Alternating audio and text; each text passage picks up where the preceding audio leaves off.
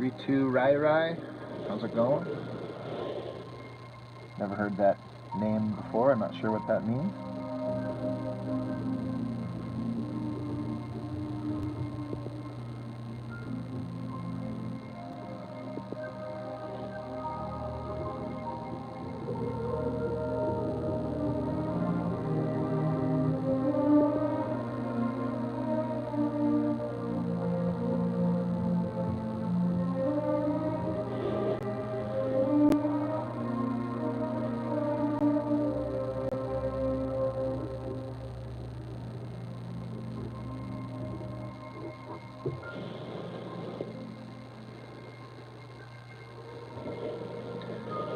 Mike, what's up?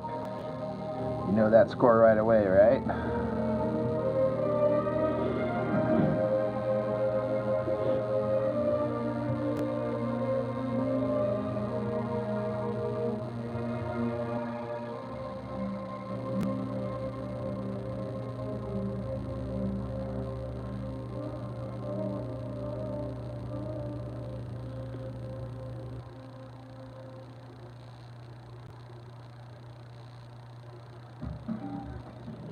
And this cafe, you'll notice that every customer has a unique heard. Holly Husky, how's everyone doing?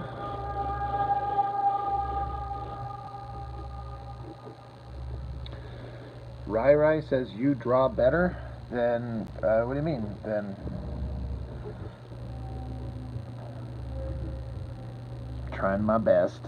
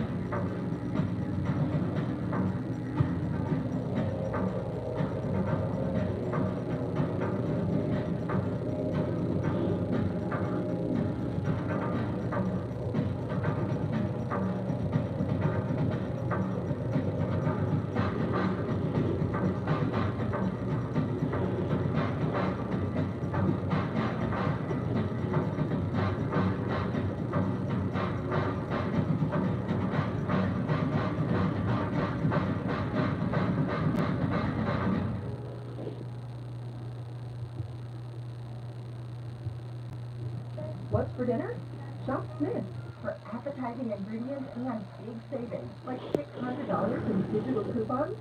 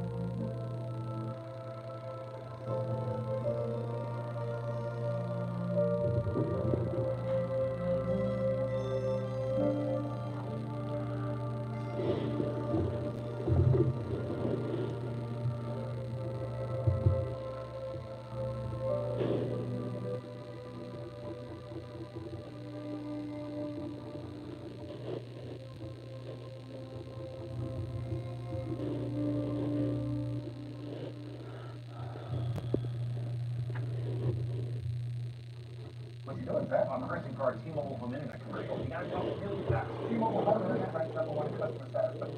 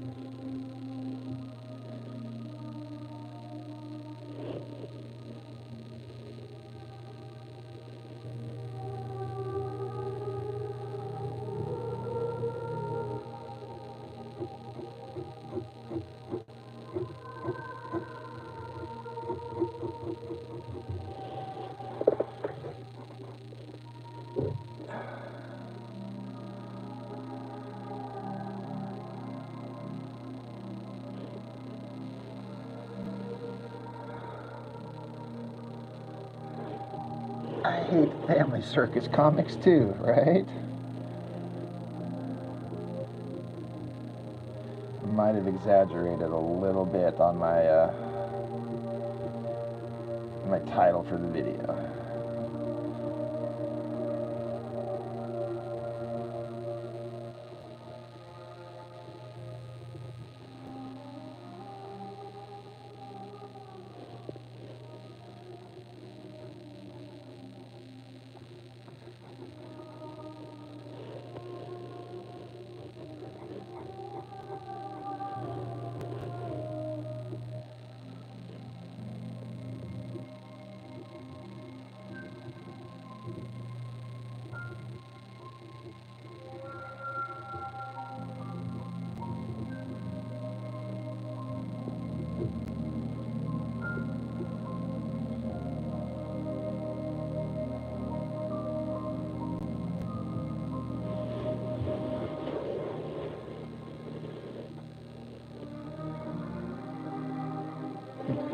Everybody hates Family Circus, right?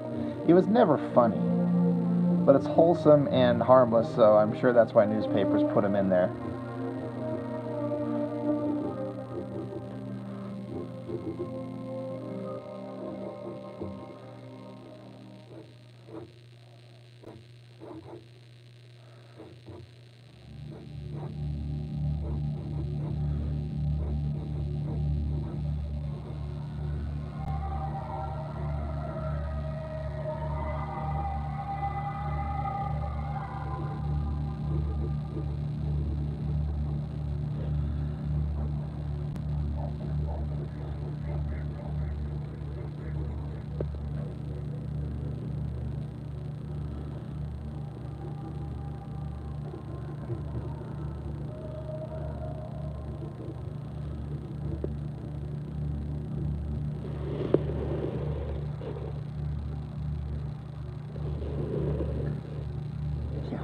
Score, now you're depressed.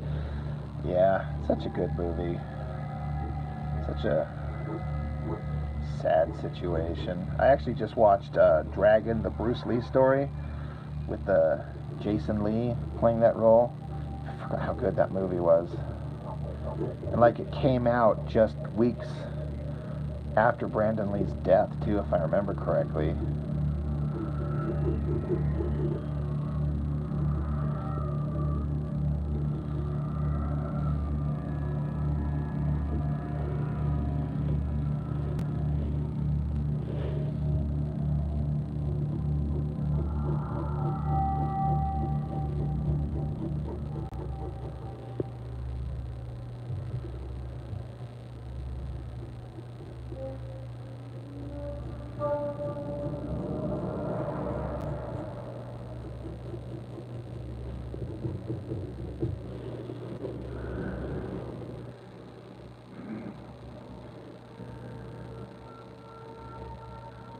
Yeah, Eric, that's kind of, I mean, in a movie that has all kinds of awesome shit, that part at the end where, you know, he was kind of told that he has to defeat his own fears, only then will the curse be lifted. And, you know, they were portraying Bruce Lee as a guy with a lot of personal demons and stuff like that, but then quite literally, that demon's chasing him, and where he's like standing right there fighting the demon with his crying son in the distance, like he's trying to protect him from the demon itself. Like, I have to protect my son. But just the fact that Brandon Lee ended up dying just weeks before the movie come out, it's kind of like, in a way, he didn't succeed. He succeeded for a minute, but the family curse passed on. It's like, it's so depressing.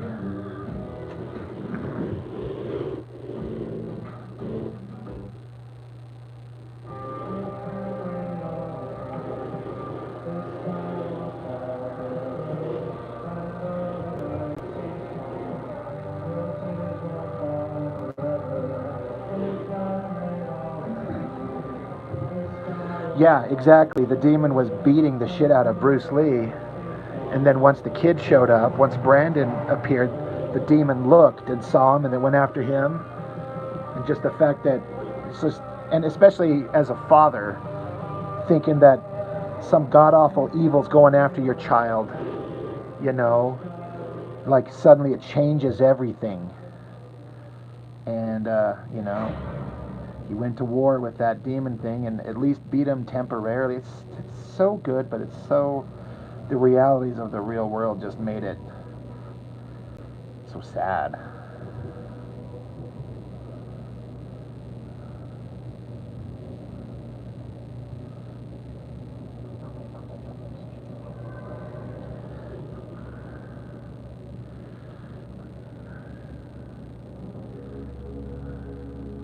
Oh yeah, the nunchuck choke, he jumps over him and twists him behind him.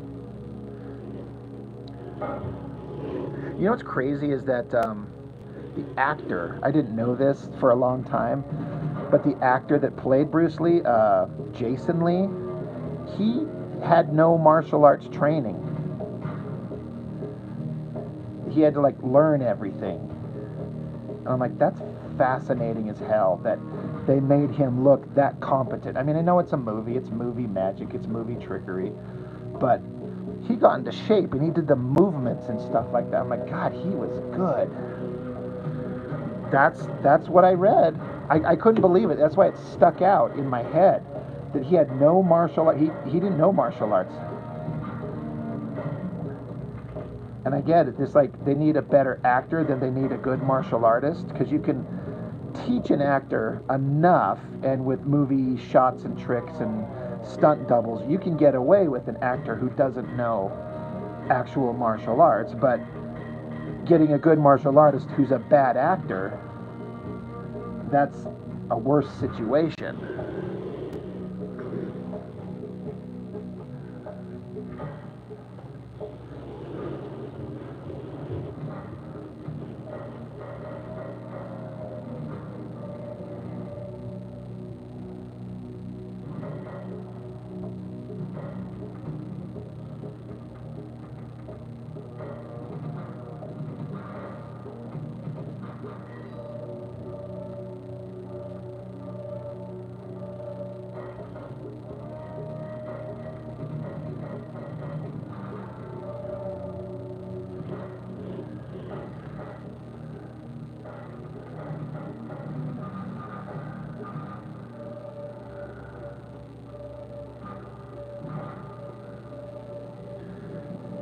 Yeah, Jason Scott Lee could do the Bruce Lee sounds. I didn't know he was a gymnast. That's interesting. That it makes sense. He clearly, like, he really seemed like an athlete. You know, it was a great choice. If I remember correctly, that movie didn't do very well box office wise. I think it's kind of a bummer. I always thought it was really good. It's always kind of a unfortunate situation when you kind of read up on the reality and find out, like, they exaggerated so much. It's like, okay, yeah, that's what they do. But it was still really good. The whole part about Kung Fu, if that part was accurate, where he developed the idea, but then they gave it to David Carradine, probably because they just didn't want to put an Asian guy on a primetime TV show. It's really fucked up.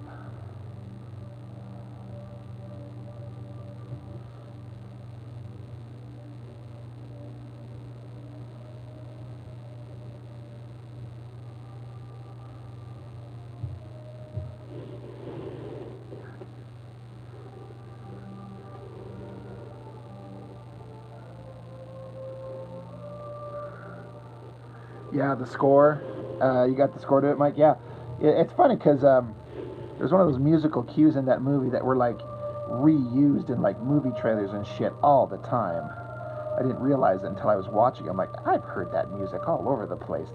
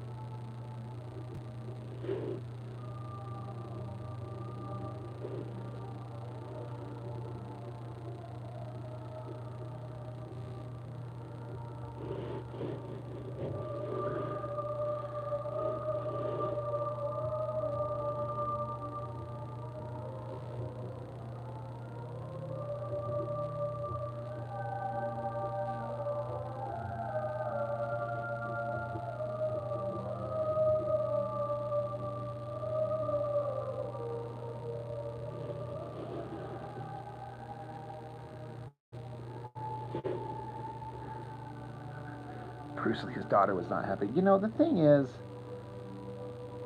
like, I love and respect Bruce Lee and his legend and everything like that, but we kind of revere him on this, like, godlike status, as if he could never be defeated because he is the best ever. And in a situation against someone who he thinks is absolutely beneath him. He's not taking it seriously. It's entirely conceivable that a stuntman who probably knows grappling techniques and shit like that would do exactly what happened. You know, I remember when I watched, I was a little bit like, you can't do that to Bruce Lee, but then you have to like come back to reality and be like, you know, he's been made into godlike status. We gotta like remember that he's a man and anybody can get taken down. Yeah, a mystique around it. And I'm sure he's an absolute badass and he would absolutely like kill me and you and anybody else, but especially like a trained grappler that can take you to the ground and pound your ass, I bet Bruce Lee wouldn't have any idea if, you know, something he'd never kind of trained against, have somebody grab you, throw you to the ground, lock you, and beat your fucking face in, you know? So,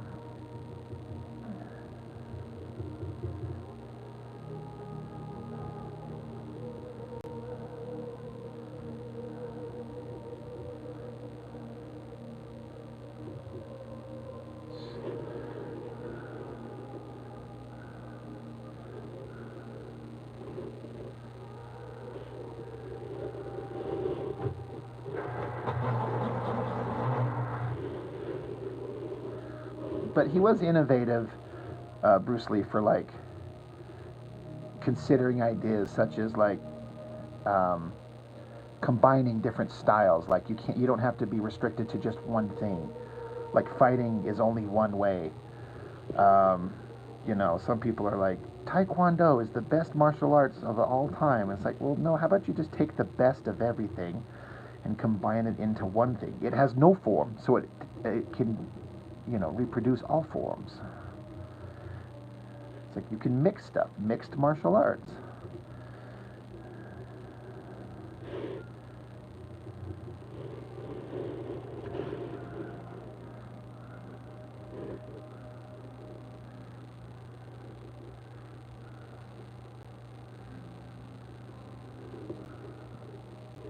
Check.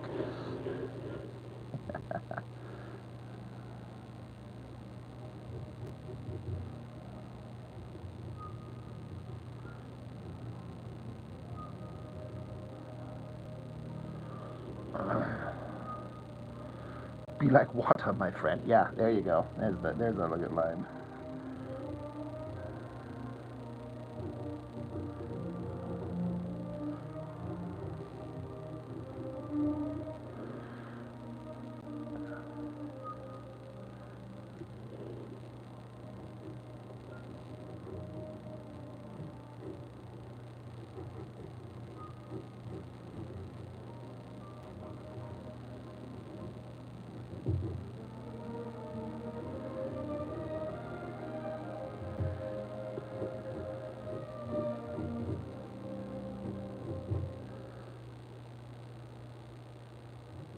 I'm Michael from the Warren Treaty, and I'm in my authentic character. What was your authentic character like?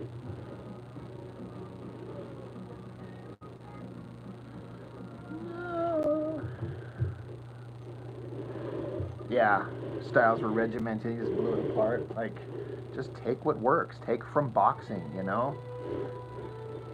Take from karate. Just take whatever works, discard what doesn't.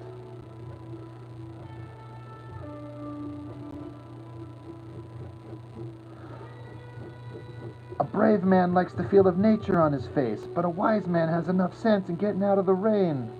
Oh wait, that's a different philosophical movie.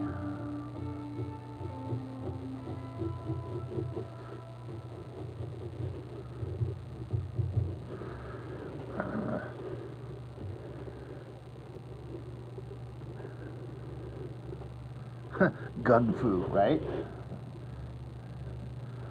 Who brings a sword to a gunfight? Goddamn stupid ninjas.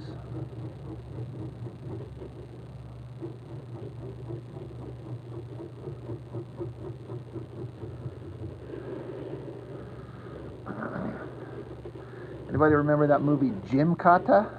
Where it's like a stupid martial arts movie about a gymnast and he's running around a town and just kind of comes across like a pommel horse in the middle of the city street and like beats up a bunch of street toughs. with his gym powers by doing pommel horse gymnastic moves. So stupid.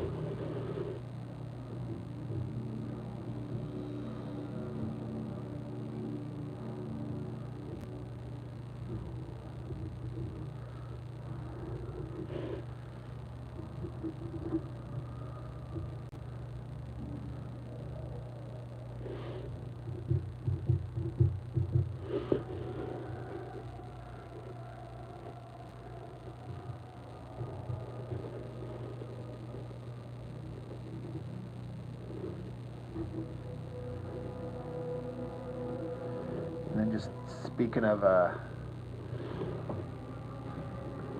um, tragic movie realities, like the Crow soundtrack, like I'm listening to here. I remember reading about the scenario that led to Brandon Lee's death. The poor actor who was the one holding the gun that actually fired a blank, which then propelled a lodged plug from the gun into, like, he just, like, he went into a state of depression. It took him a long time to recover. It's terrible, man. What a horrible, like, it's not his fault.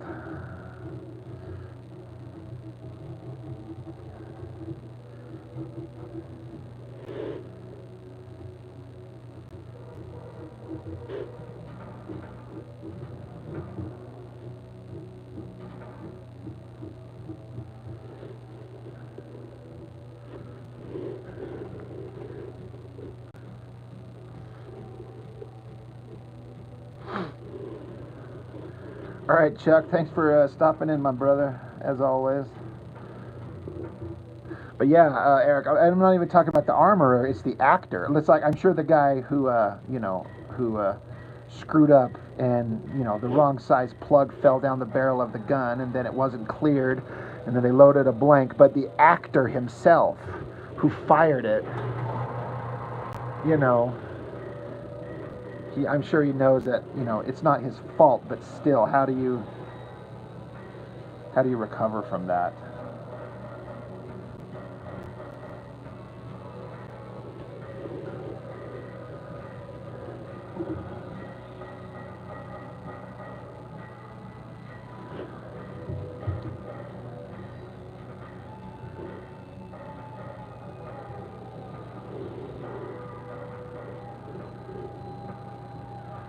And then even the actress that played his girlfriend in that movie, I think it really messed her up too. Like, she wouldn't have go to any of their premieres or anything like that.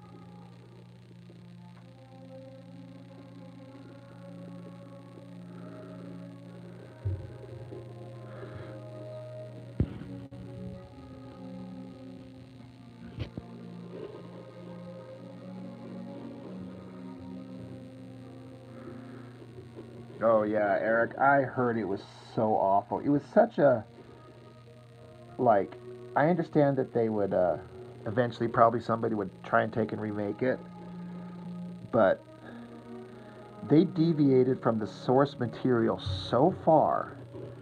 It's like, why the fuck even bother? I guess I could see them trying to do something different because the original is so good, but why even try it if you're going to make it so vastly different and call it Eric Draven and Shelley and all that shit? You know, I swear some of these movie producers are just out of their fucking minds, not getting the concept of, if we can't make it any better, just make something new.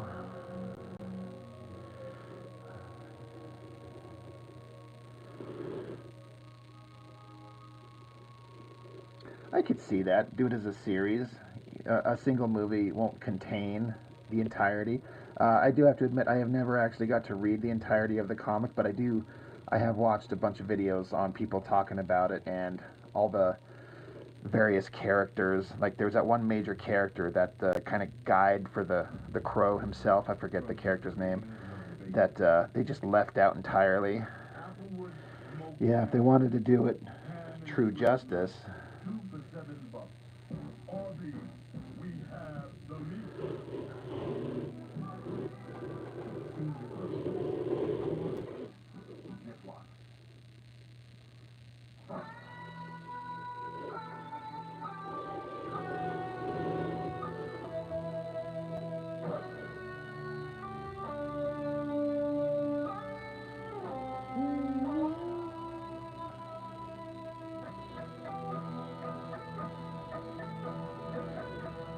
I like this part in the movie where he's on the roof of that building just jamming out.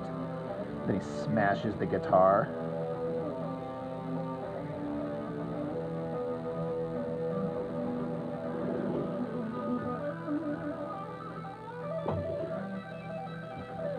You read The Crow when you were 12 and it changed you? Yeah, I never got to see it. And again, it's one of those things where, mainly because it was never anywhere I had availability to pick it up. I lived in a small town in southern Utah, and there was just the spinner rack at this local drugstore, and if anything like that was ever on that rack, I mean, it was just like the primary, like Marvel and DC books. You know, a store like that's probably not going to have some. It was at who was it? Fantagraphics? Who published The Crow? I was going to say it was Dark Horse, right? But that's not true. Whoever published it first, I don't see a little local store just trying to fill a spinner rack, like looking into the indie books.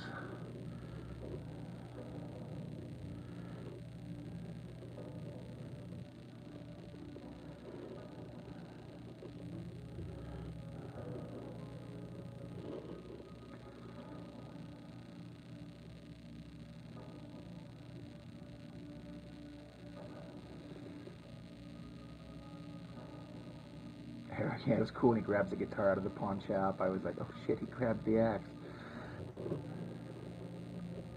I can see how the musical element that was present in the movie is almost impossible to do in a comic because there's no sound.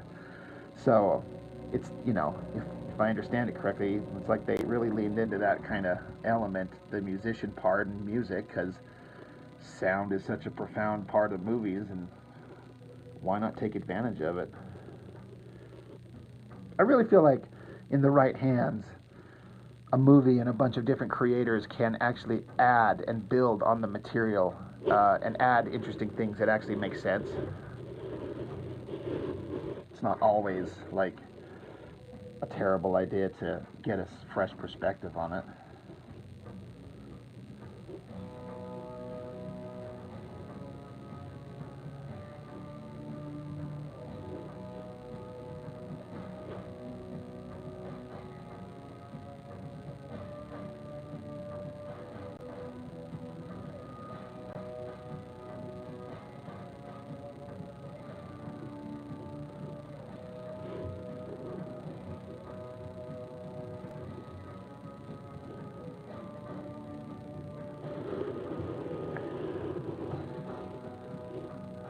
Oh, so the musician part wasn't even in the books.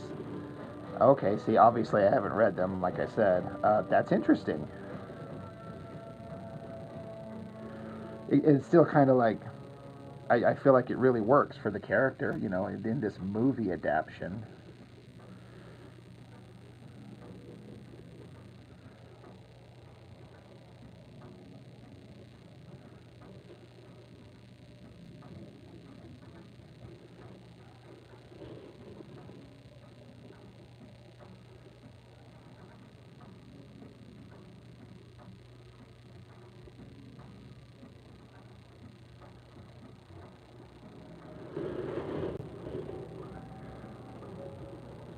But yeah, changes like that don't often work, but it seems like in that case, good idea. Because the sound the soundtrack, the actual like rock music album to this movie was a huge deal. I remember everyone was talking about it, like it's all this great music. So good idea, everybody.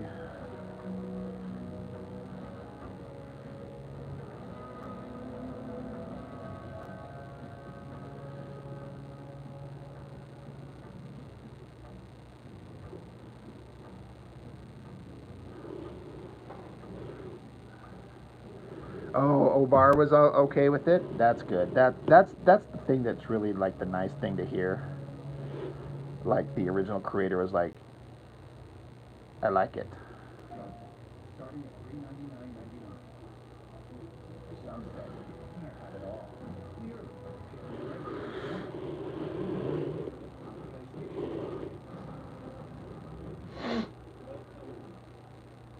Actually, Stars and Stripes sale is going on now. Create your stylish summer sanctuary for less with hot.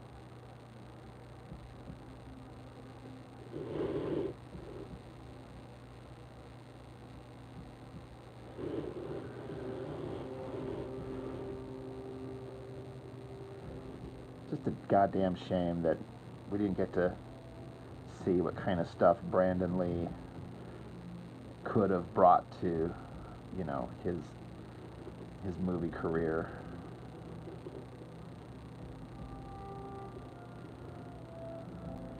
Kind of like Bruce Lee. I was finishing watching the Dragon, the Bruce Lee story, like 2 nights ago, and I was looking up. Often I do this when I'm watching a movie at home. I'll bust out Wikipedia or whatever and just kind of read up on what I'm watching while I'm doing it. And Bruce Lee was like 32 or 33, something like that. Like so young, and Brandon was only like 28, I think. It's so depressing.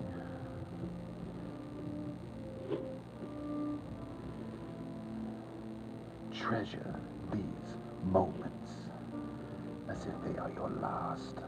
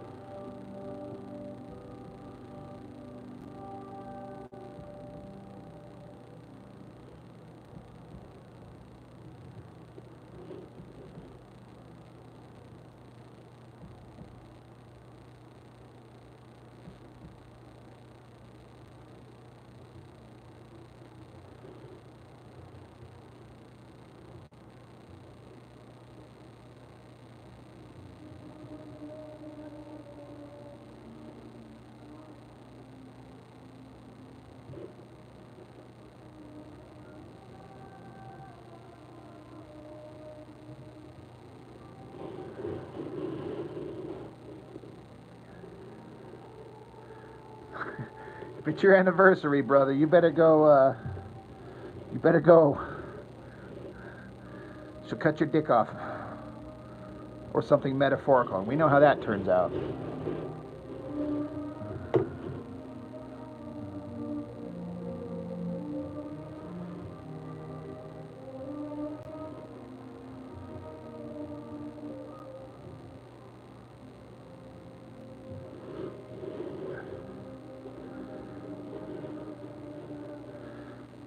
Well, thanks for stopping in, Eric.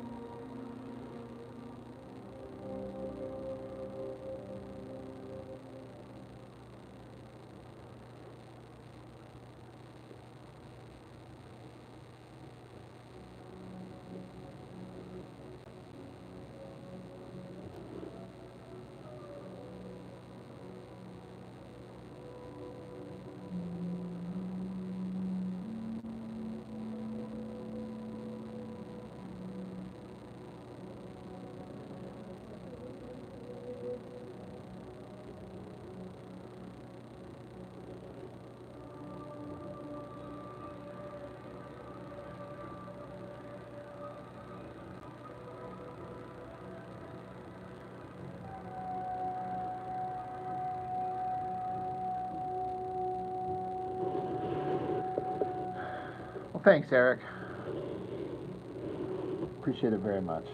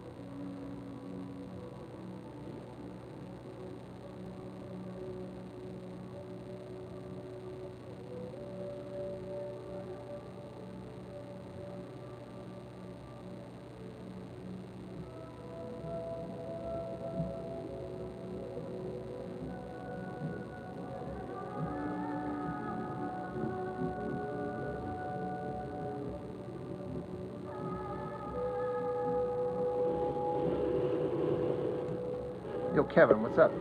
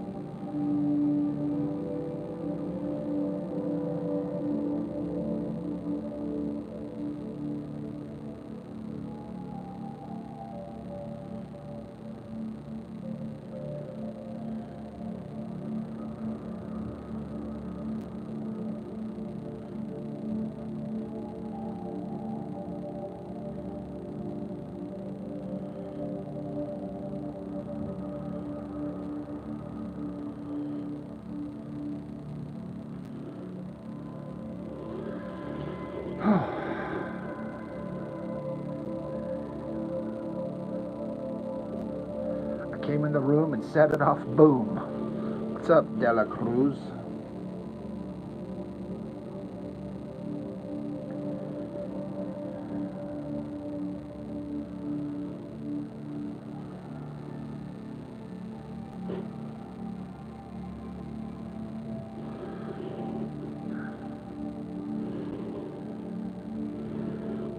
What's good? What's good, everyone?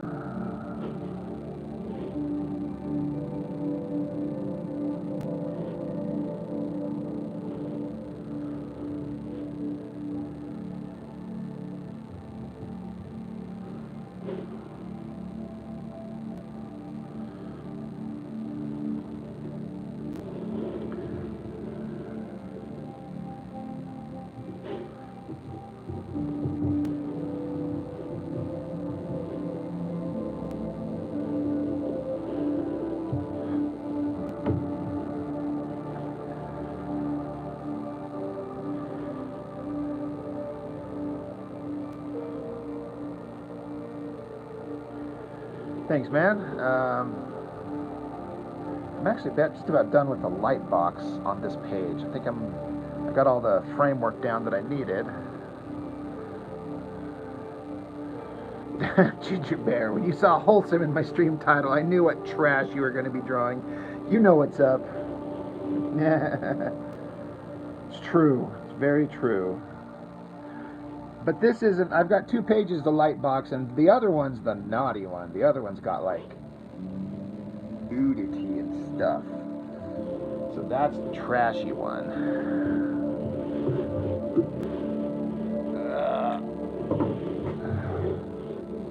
Get rid of the light box.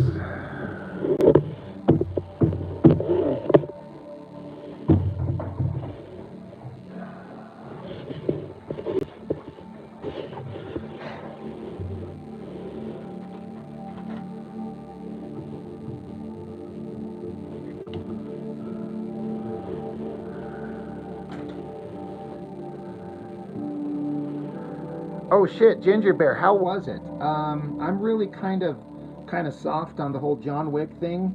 I thought the first one was incredible, but I just thought that it just got so overdone. Like, the action scenes were always great, but by the third one I was done. I never saw the fourth one, so I don't know. It was awesome? Okay, that's good. Because I was actually thinking about going to check it out. It's could do. I was looking for some validation from somebody, because I can't form my own opinions. I need other people to tell me what to think.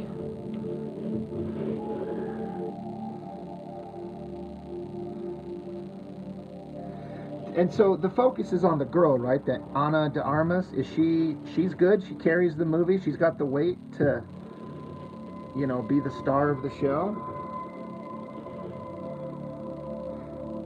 Really made you want to work on Punish. I get that. Okay, that's awesome. I haven't actually heard any reviews yet, so you're actually the first person to say something that I've listened to. So good to know. I might go check it out. A legit action star. I remember the only thing I've ever actually watched her in was that last Bond movie where she showed up and was kicking ass. I'm like, she's hot. She's cool. She could kick in a dress. She could kick me any day of the week if she wanted to.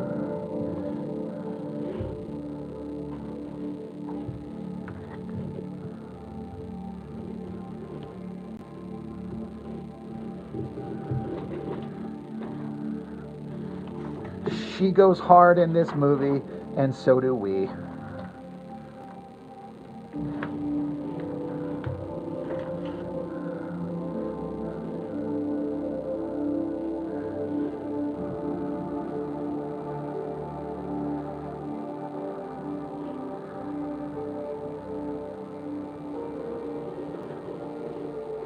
Well, I might check it out. I might go and actually see it then. Don't say you're kidding. You know you're not kidding. I gotta get views somehow. This is a family stream. It's the last thing this is a family. We're full of a bunch of debauchery and...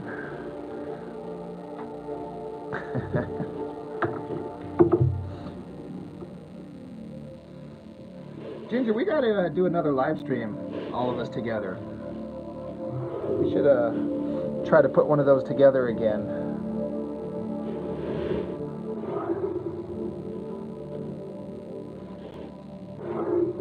Chuck was here about half hour ago or so. You know, it's up late. He's up late, and so old man had to go to bed. Hope he's not still watching. He's like, what the fuck did you say, Rob?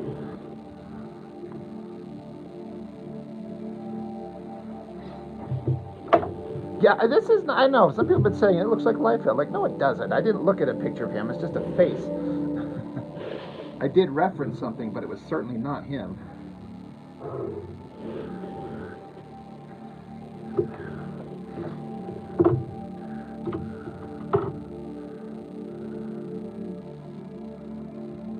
It's the Liefeld hair. Yeah, that's fair. Yeah, I know. You've been doing a lot, man. Yeah, whenever we can.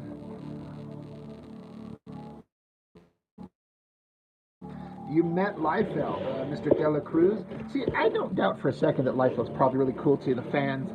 If somebody doesn't come up and start, being a piece of shit to him, he seems like he's, always got a smile on his face and ready to sign some shit for a price.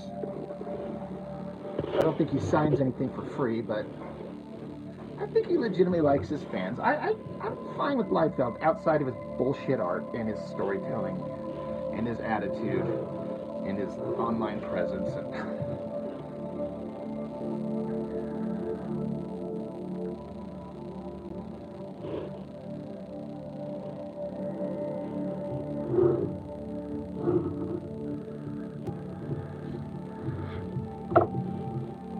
Yeah, don't disagree. Hey, Gingerbread, did you get banned from that page? He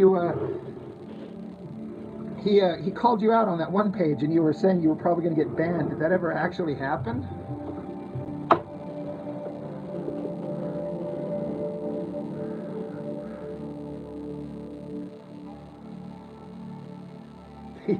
Yeah, you walked a fine line with that one. That's actually really funny.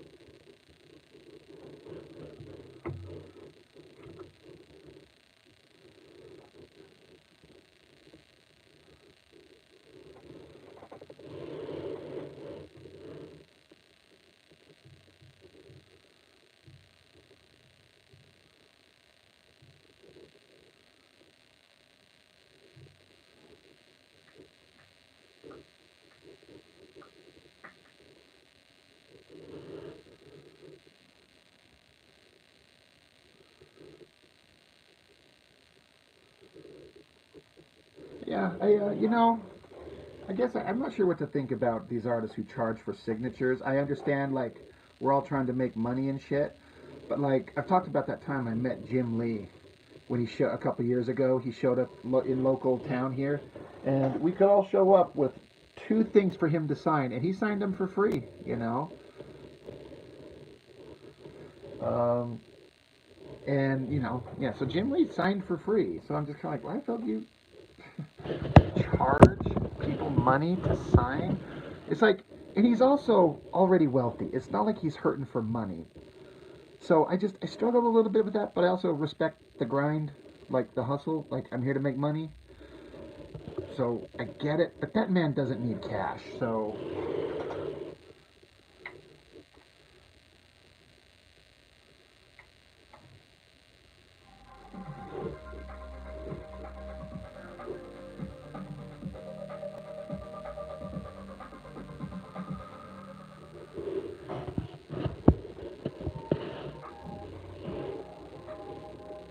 I mean, if I ever get anybody want a signature on my books, I'm going to charge $500 for my signature. My shit's worth it. Damn commercials.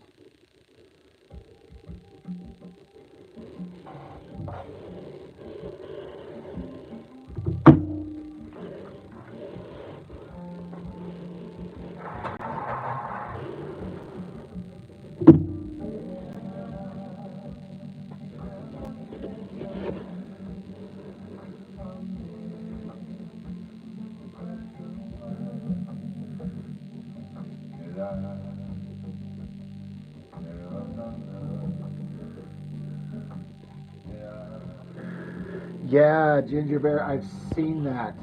You can't sit through his whatnot shows. It's ridiculous. He talks shit to anyone that asks when can they get just a regular issue. Exactly. It's like, I want to support your work. I want to buy your comic, but not all of us are made of money. So you're limiting the people who can get access to your work to just the high rollers. And it's like, it's really douchebaggy.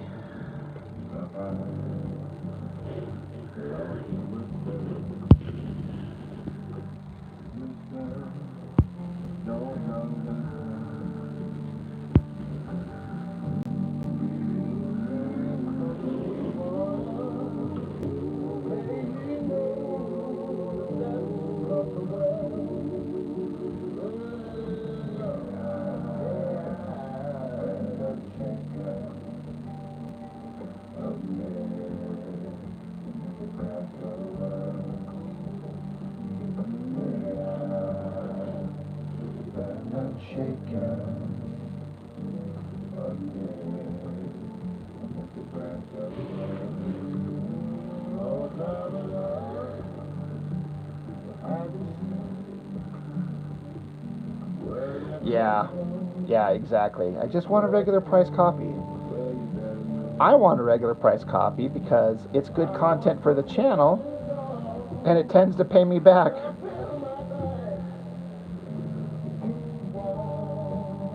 But just in general,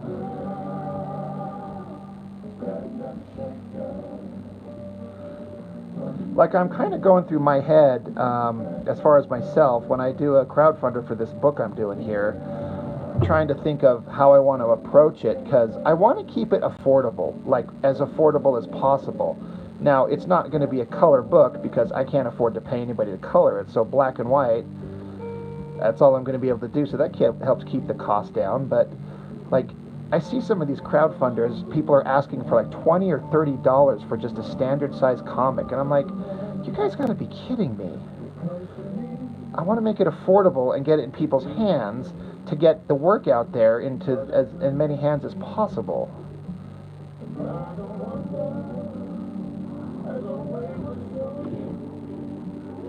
So I'm kind of trying to think about what price point I want to put on this thing.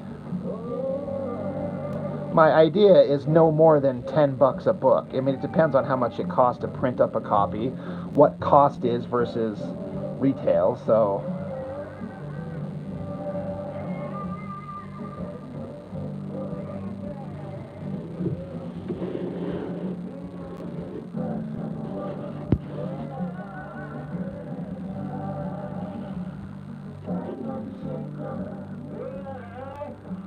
Yeah, he hates Wizard, and like Ginger Bear's saying, Wizard, I loved Wizard magazine at the time. It was one of my favorite things to read. Whenever I'd buy comics and Wizard was there, Wizard was at the top of the pile to flip through first.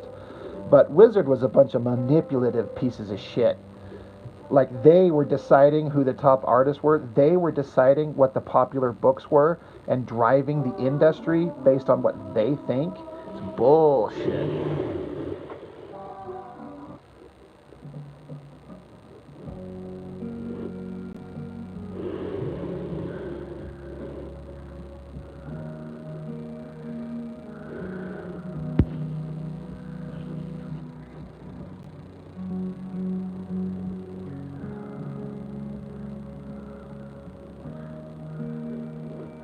Right, yeah, probably a couple of thousand copies. Yeah.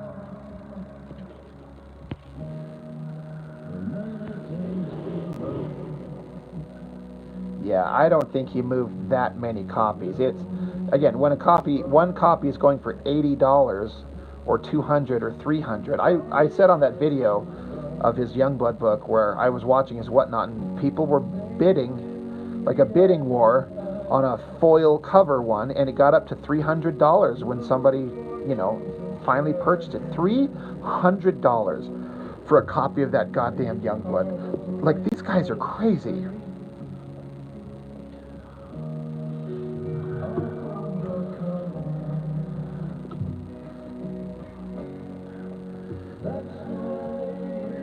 And That's why I also like seeing things like Battle Beast organically getting up to 400,000 plus copies on just a standard priced comic, just because it's popular and people are ordering it and they want it.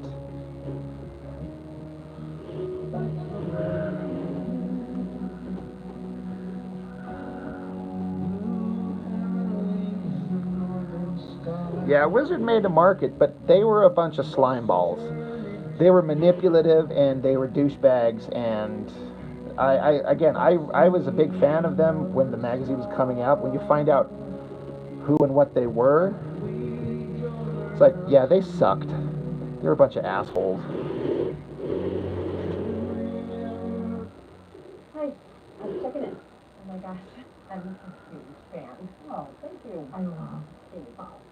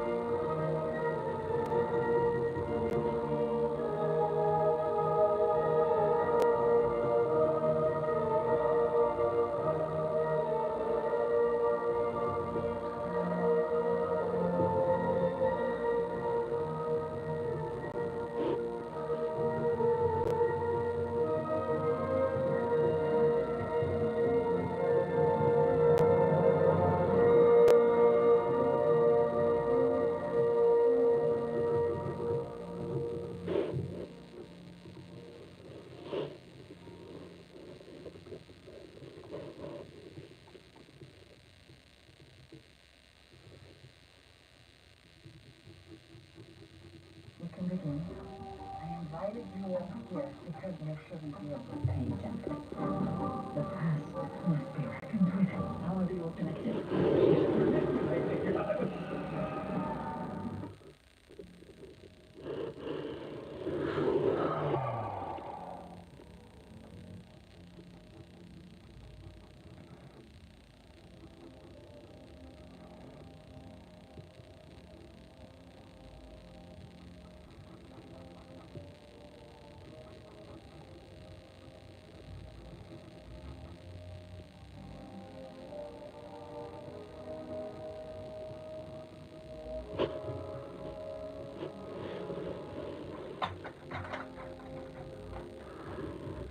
Need my little eraser vibrator.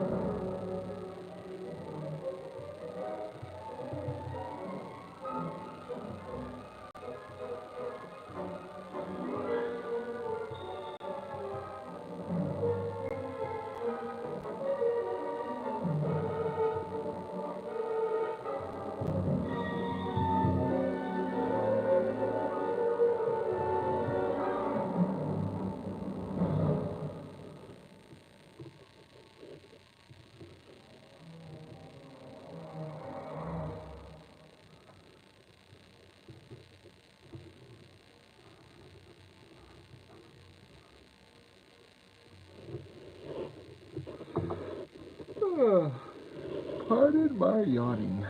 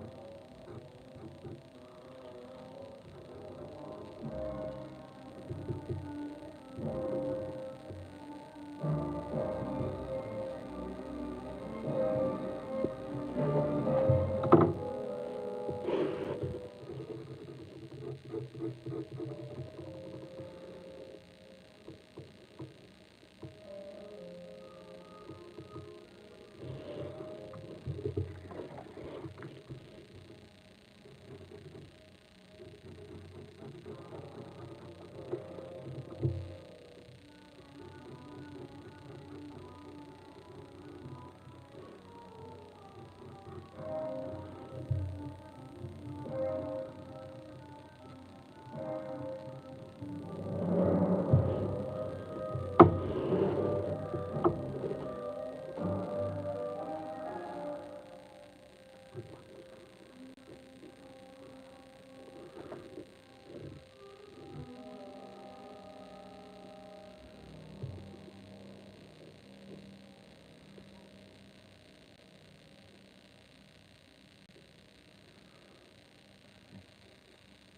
think I've done as much on this page as I could possibly do. I'm gonna have to bust out the other one. Quit or caffeine. Start strong. Sustained energy. Now with a kick of caffeine. Savings on travel, food, and entertainment. Because you're a T-Mobile member.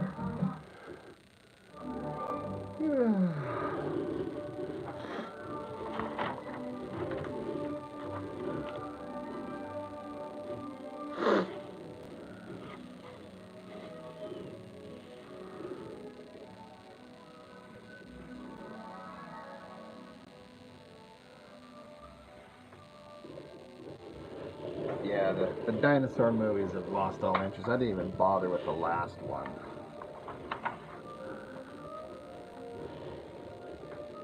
I can't say I'm excited about either one of the Fantastic Four or Superman. I want them to be good, and I will probably at this point go see them. It's like I knew when the new Captain America movie was coming out, I knew I wasn't gonna go. Absolutely not. But Fantastic Four, maybe. Superman, maybe. I might even take my kids to the Fantastic Four. It looks like it might be accessible enough and that they might not hate themselves if I force them to go see it. We'll see what happens. Jurassic Earth. Have it centuries into the future and dinosaurs are sentient and they run the world. And then they bring back humans. Reverse Jurassic Park. Oh my god. Make that. Like sentient dinosaurs hatching humans out of eggs or however the fuck humans are made.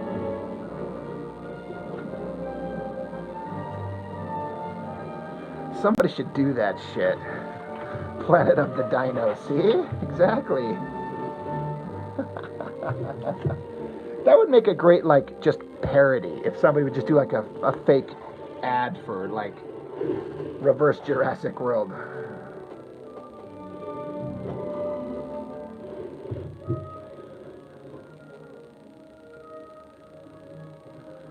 Dogs and cats, dinos and humans living together. Mass hysteria. The dead rising from the grave. Oh, so funny.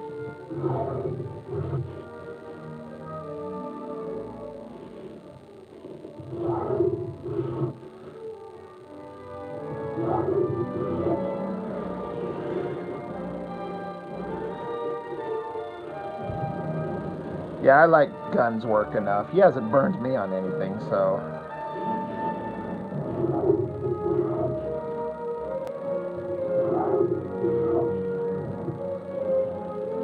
But this Superman thing is a big deal. If he fucks this one up, it's that'd be two times the DC Universe franchise has been fucked up in a row. Yeah, Jason. Yeah, that I was surprised. I watched that trailer for the Aliens Earth, whatever, and I was like, that kind of got my attention.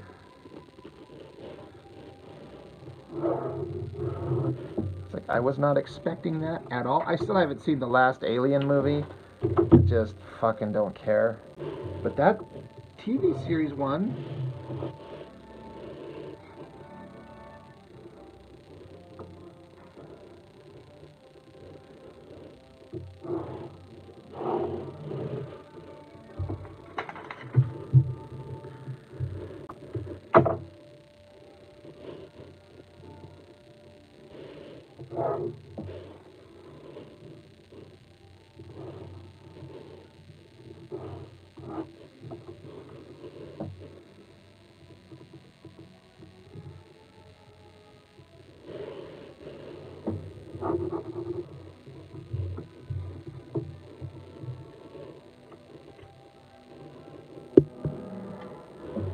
Yeah.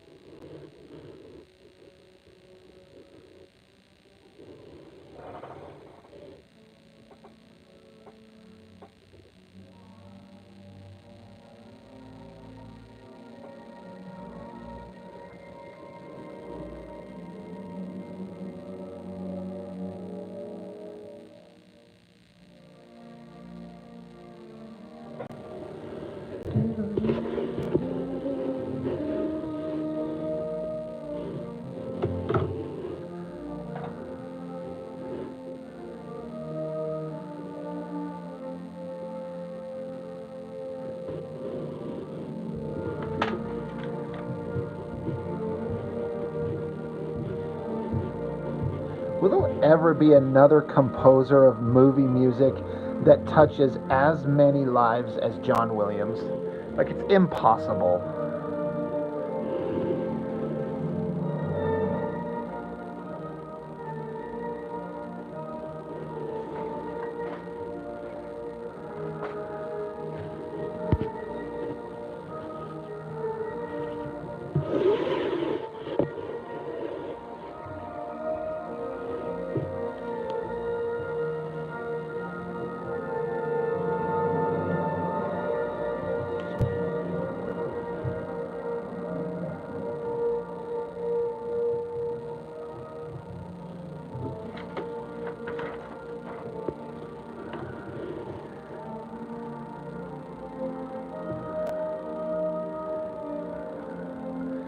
Yeah, I think about it, just the amount of movies that he's been part of and created absolutely memorable scores.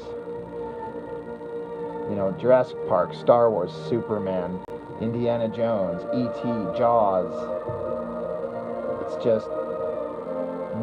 It's impossible to think anyone ever even coming close.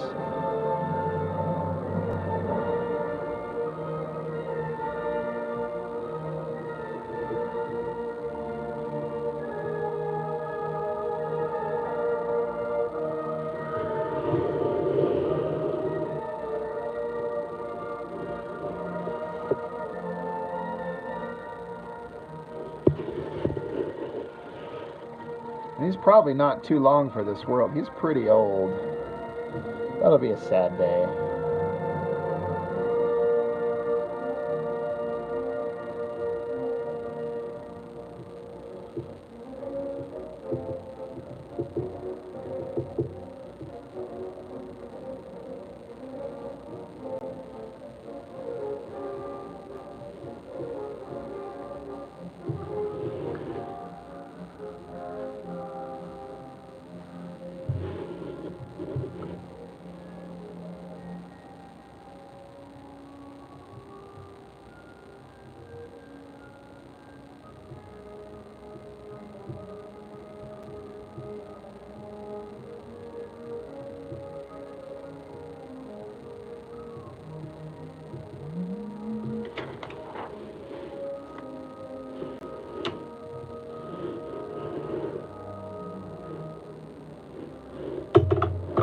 I mean, you know, for a guy like John Williams, as long as his cognitive abilities are still there, like making music isn't like sports where your body can't do it anymore. I know you know that. I'm not telling you anything you don't know. I'm just thinking out loud. But like, music is one of those things, like, as long as you can think clearly, like your cognitive facilities are still there, then like you could do it until the day you die.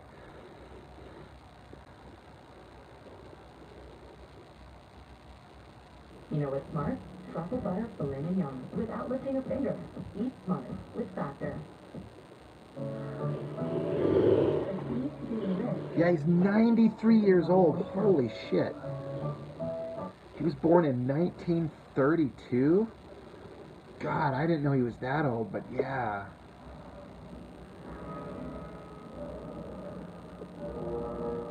Yeah, I mean, you're totally right. Like, yeah. Yeah, 93. Good Lord.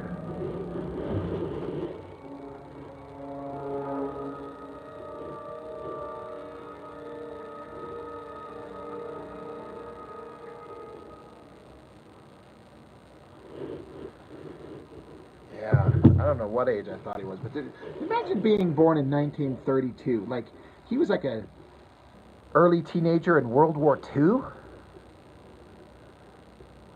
No, it'd be 10, 13, 14. Yeah, right? 32, 42. And then in 45. Oh my God. Like, that's insane. The history that someone's seen since in that time frame.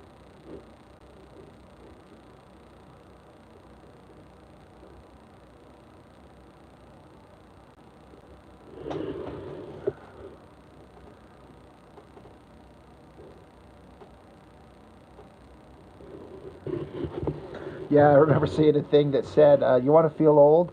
Like, Ralph Macchio is now as old, and this was a couple years ago, obviously, is as old as Pat Morita was when he played Mr. Miyagi. Miyagi, come out. Where Miyagi? You tell him his 3 days mourning over.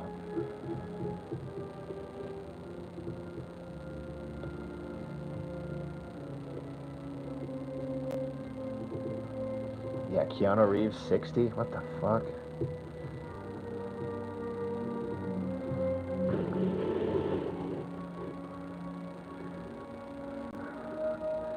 Yeah, I heard that Karate Kid movie didn't do very well. It's kind of a bummer. I mean, I was a fan of the Cobra Kai series, but I was also ready for Cobra Kai to be fucking done. There's only so many seasons you can watch where they train kids to do karate in like 2 days, and then they're like doing jump kicks and sailing through the air and beating the shit out of long-established like students.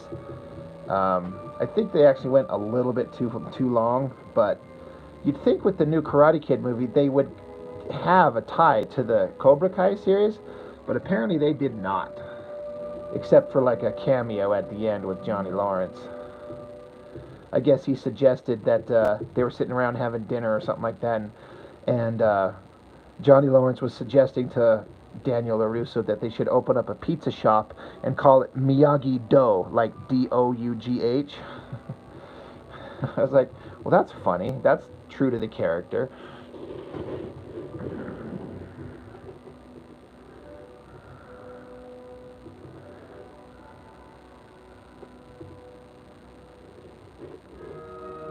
Yeah, it was ridiculously stupid and unreal. Yeah, and the only problem I had with it, like I said, is teaching new skit. They had way too many characters, and they all just none of them knew karate, and then all of a sudden they were taught instantly. It's like, okay, this is silly.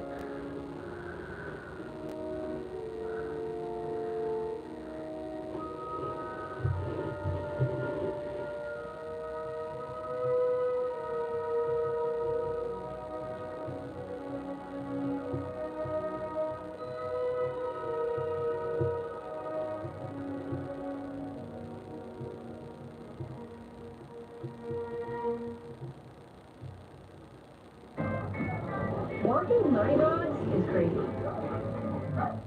Luckily, mealtime doesn't have to be chaos. The Honest Kitchen makes homemade food easy, and they're made with human-grade ingredients. Karate Kid, or was a Bloodsport with white suburban kids in the last season. Yeah, you know what? Karate Kid 2 is fantastic.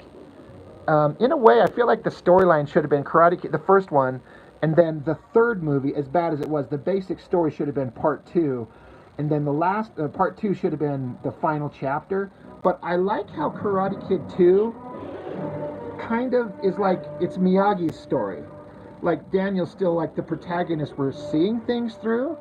But like, the first movie was Daniel's story, but the second movie is Miyagi's story, and we get to see his past and all that shit, and his father dies, and that scene where Daniel's like comforting him. He's like, when my father died, I held his hand and I said goodbye, and it was the greatest gift I could have possibly given him, and Miyagi's got tears in his eyes. I'm like, holy shit, this is so great.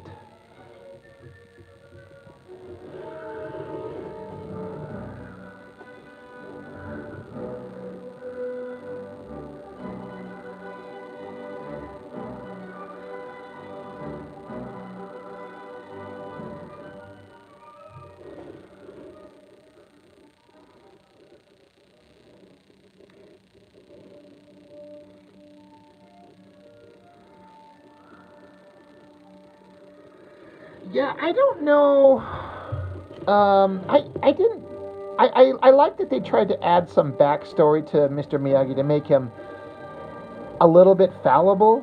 Like, he's not impossibly flawlessly perfect, but I don't know that I feel like that was necessary. One of the best things that Cobra Kai did, and it's something I always wanted to see, and I'm dead serious when I mean this, is in my head, I always felt like Chosen from part 2, he would have redeemed himself. And he should have, if he ever come back, he should have been Daniel's friend. Because I feel like there was just that opportunity to do that. And they actually did it in Cobra Kai. They had Chosen be a good man. Like, he learned from his lessons. He got rid of his rage and his anger. Kind of like when Sato gave up his rage and he admitted he was wrong and he begged forgiveness from Miyagi. I'm like, that's all I wanted was to see Chosen be a good guy, and he was. I'm like, thank you. Somebody did it right. It is funny to see, like, my own head canon, like my own stories that I've had in my head for years, actually make it onto the screen in the way that I thought that it should be done.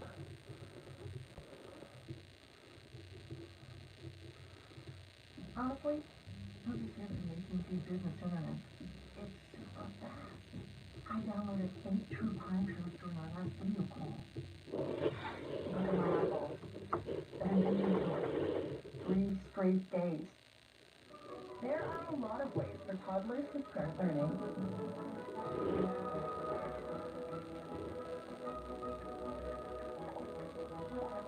But there's only one way for them to start off big.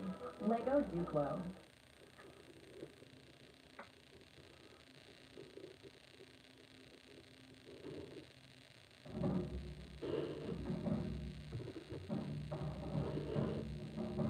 Yes, that's exactly what it is. He is going to just check to make sure everything in her guts is arranged correctly.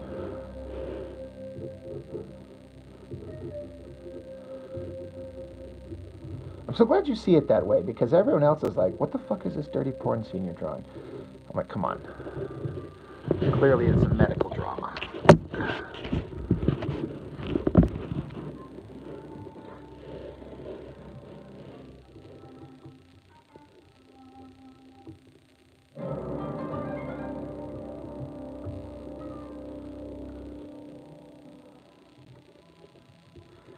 Man who catch fly with chopstick.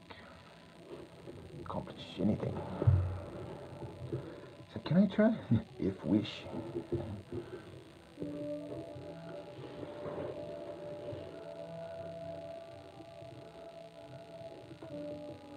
Yeah, see, I care about people's health. This is important. This comic has actually got a very strong moral to it. You have to look beyond the stupid fighting and explosions and see commentary on health and mental wellness. It's important. He didn't have a tongue depressor, so. Well, see, the thing is they're getting ready to get freaky, but you remember, he doesn't have his dick. It's in the jar right here. So, it's kind of like, well, what is he going to do? Oh, you got another thing coming.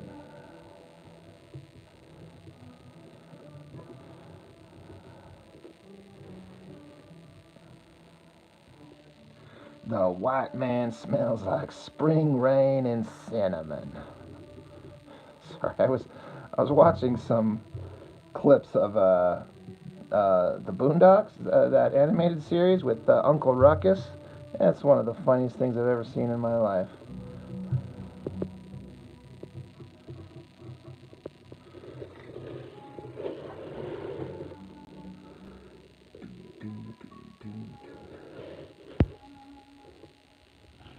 Ginger Bear. Do you know what he's going to do? Did I tell you? I probably did. I feel like I probably did. It involves a grenade, a little micro grenade, and sticking it somewhere and kicking her in the face, sending her flying, and blowing her into pieces. He's like, you cut my dick off and you took it. You're not going to use your feminine wiles on me, and I'm not going to fall for it. It looks like he's going to fall for it.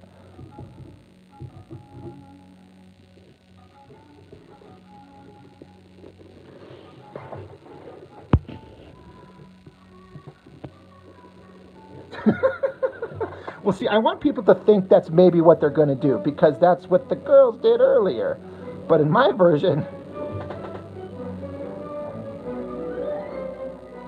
yeah, I've got the terrible thumbnails all worked out here. It looks kind of crappy, but yeah, they're gonna be face to face, and she's be like, "Oh, whatever you're doing, it feels amazing." He's like, "Yeah, I know. Guess what it is? It's a grenade." And he's gonna boot her and blow her up, and that's the end of the story.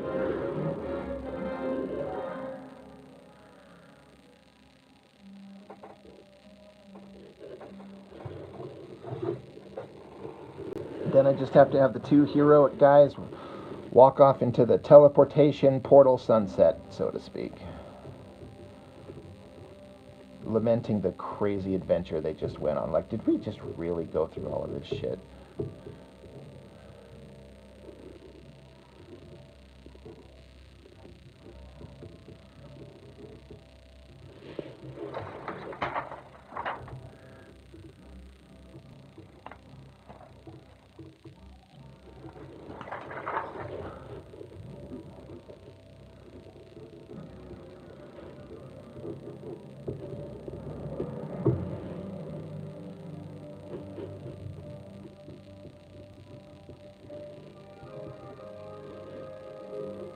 Get him a body bag!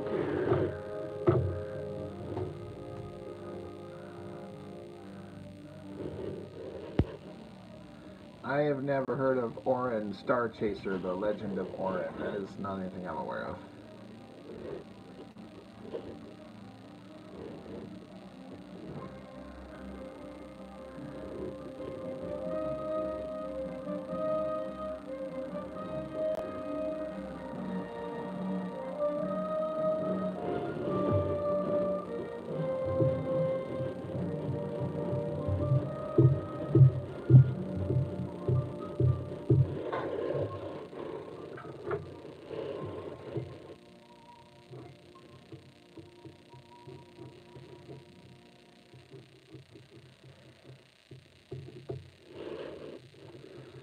Yeah, I don't have any reference for these. This all, for better or worse, has come from my head, so.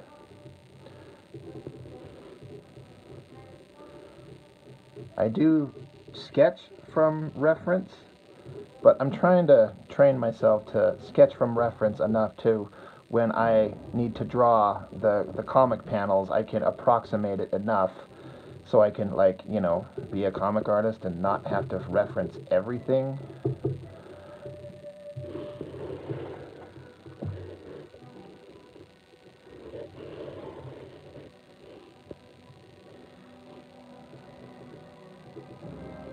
Mercy is for the weak.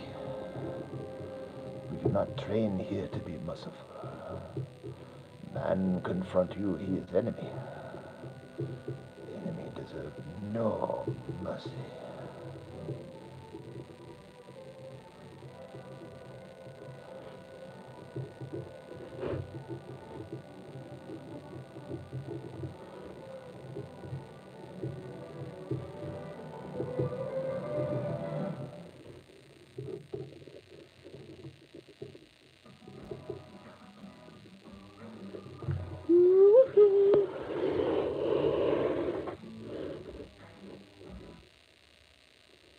Yeah, I don't need Greg Land's porn tracing bullshit.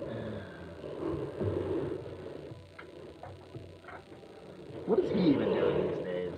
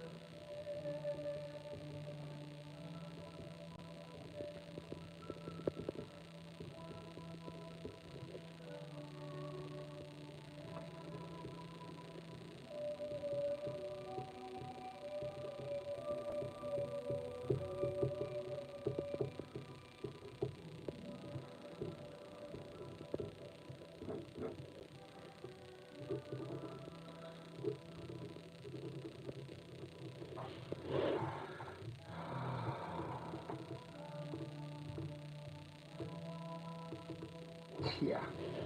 It's not like he straight up copies it. Uh-huh. I know sarcasm when I hear it.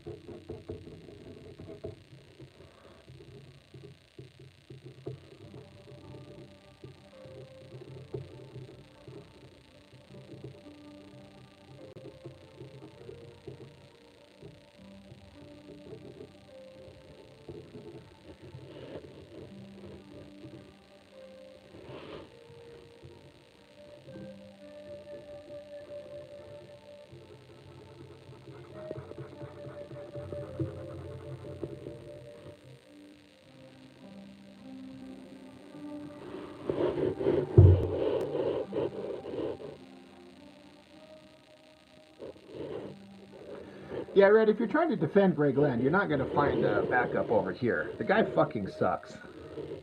I don't care if he puts different costumes on him, dude. He traces photos. He can't draw on his own. I don't care if he puts them in different clothes. You've seen the same poses, literally the same traced faces in multiple comics over and over. It's ridiculous. He's garbage. You can like him all you want, but the dude fucking sucks. No, it doesn't. It requires a microscopic amount of talent. He can't learn to draw, so he traces magazines, pornography, and I don't care. I don't have a problem with pornography or anything like that. That's not the point.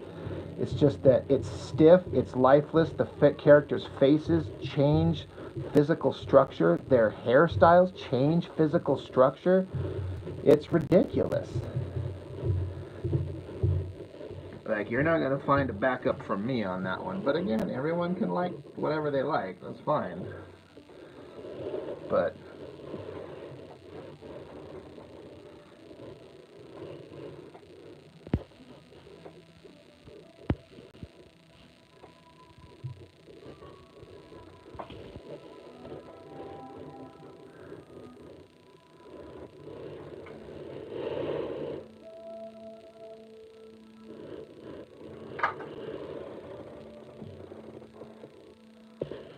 chase a line around your dead fucking body.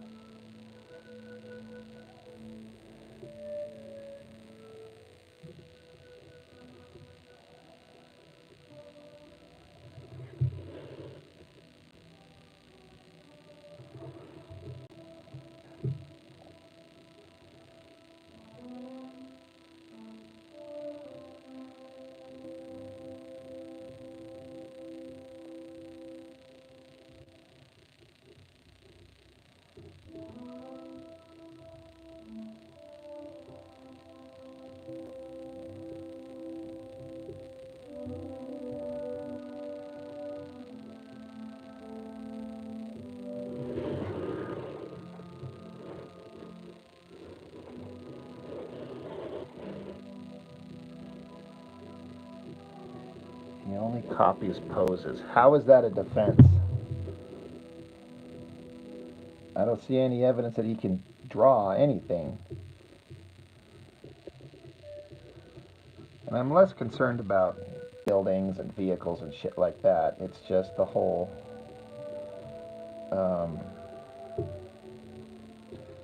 it's just the same shit over and over and over. Same faces.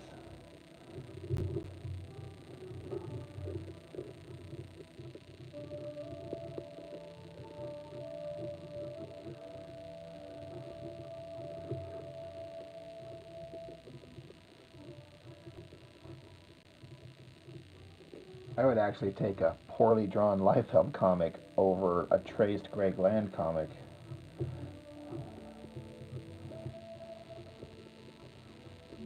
At least he's putting his own pencil to page.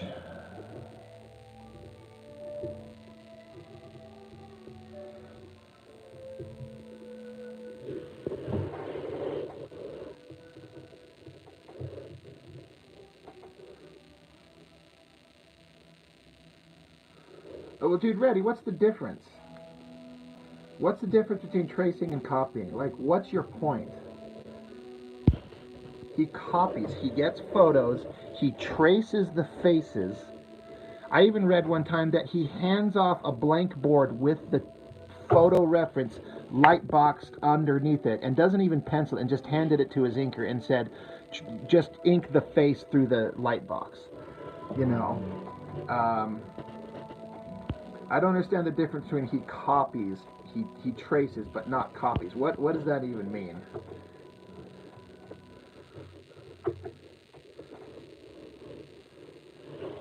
I don't get the distinction in that instance.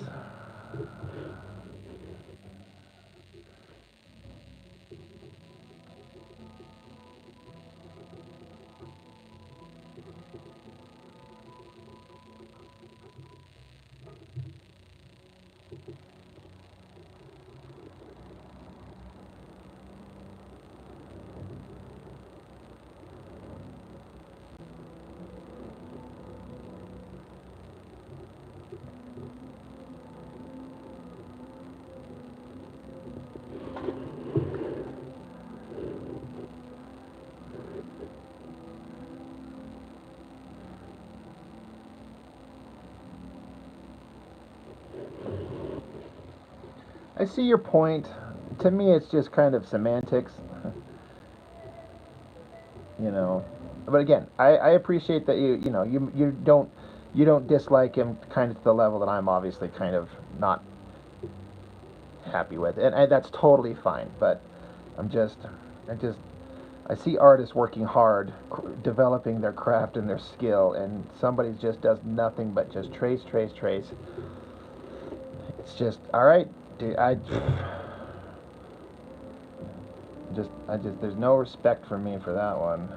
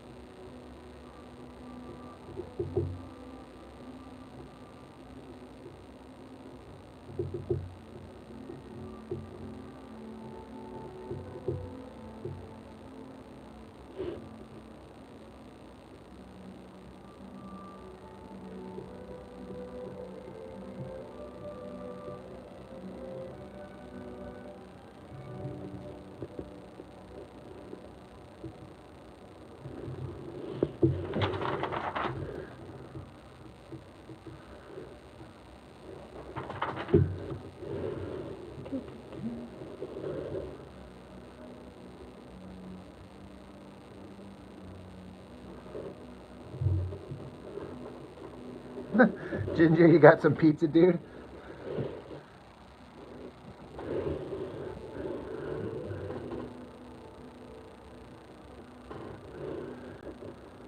You want to know what I had for lunch earlier? I took a picture of it, but that was my lunch earlier right there. from a Mexican restaurant. I love that shit right there. So damn good.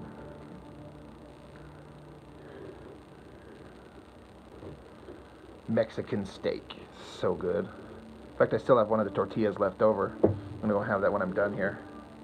Yeah, it's the Mexican. So under here, it's hot sauce covering a steak. You got your refried beans, your rice, the sliced potatoes with the seasoning on it. Over here, you got some lettuce and guacamole and olives, and then you got 2 flour tortillas wrapped up over here, and then there's some chips and salsa off to the side.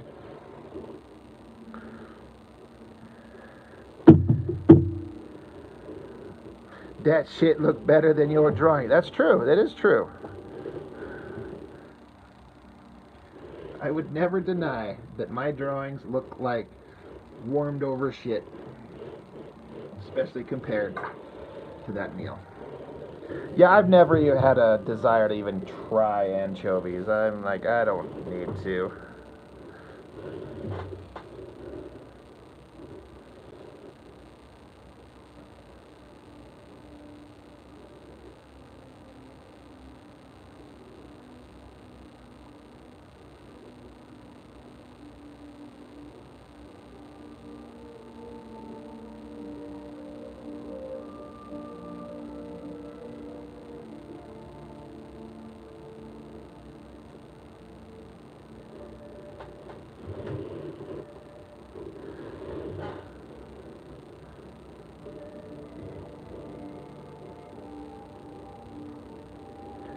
Yeah, Phantom Supra. I am drawing comics. That is what I'm doing.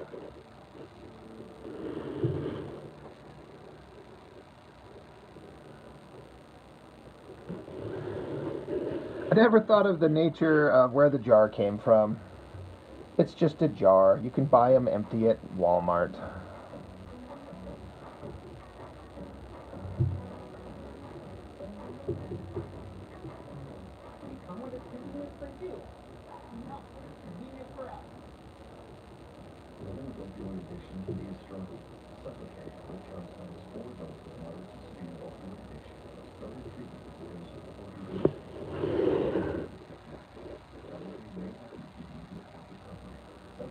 It used to be a hot dog jar. Yeah. Oh God, do hot dogs come in jars? That sounds awful.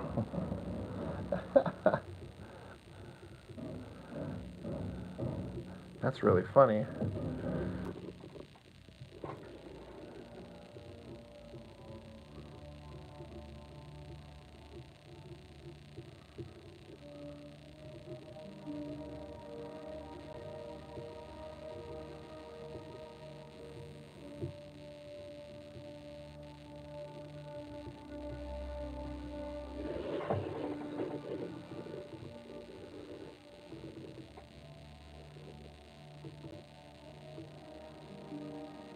That's the best use of a top-down view I've seen in a long time. Oh, I mean, I didn't come up with this exact. So I knew that these two were going to get together, but I didn't expect to have it turn into like a sexy moment beforehand until I was doing the layouts actually in the moment. That's why I kind of like the spontaneity of comics sometimes. Is I have the story in my head, but until I'm actually drawing the page, sometimes some random idea occurs to me in the moment. And I'm like, oh, well, this will be another moment to throw in a little, you know, naughty sexuality into the book because it's already an R-rated book at minimum. So I'm like, let's throw in a last little moment before she gets blown in half from a grenade up her sniz.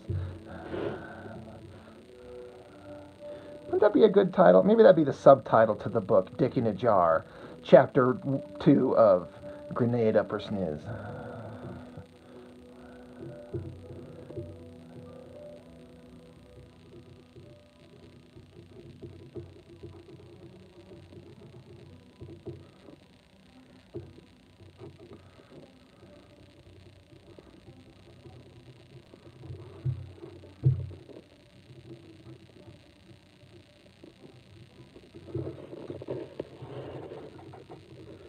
It's very wholesome. Time to show my grandpa. I'm telling you, it's fun and it's fun for all ages. Well, not kids, obviously.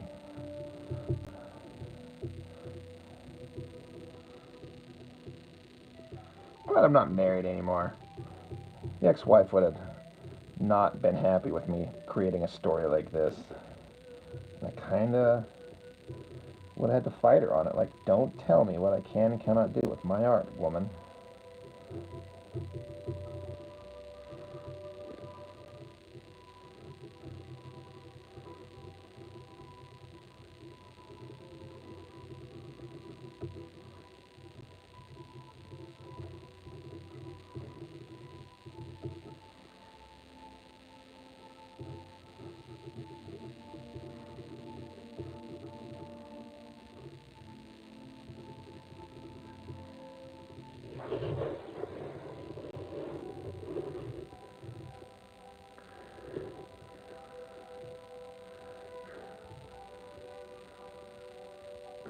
You can confidently say your wife wouldn't give a shit.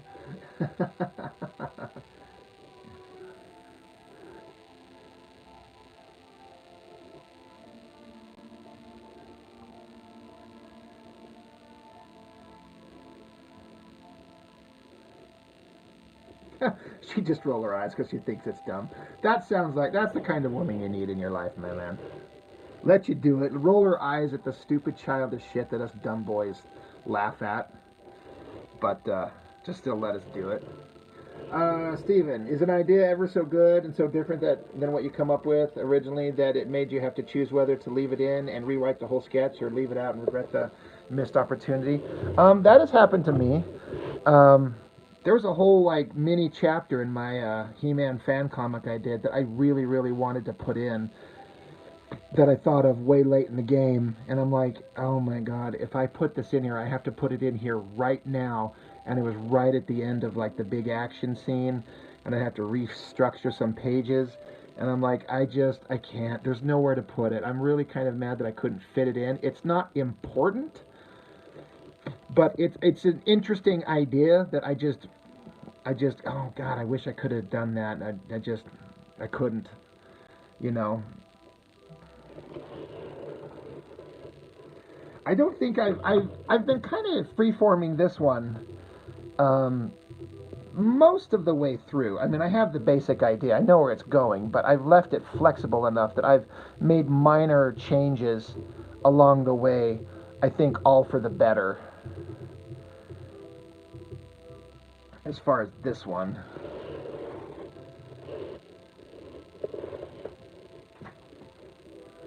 Do I draw perspective grids when I have to?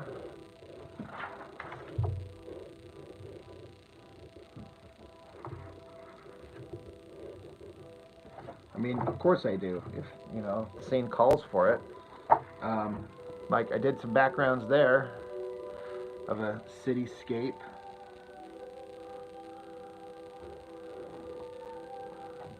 Um,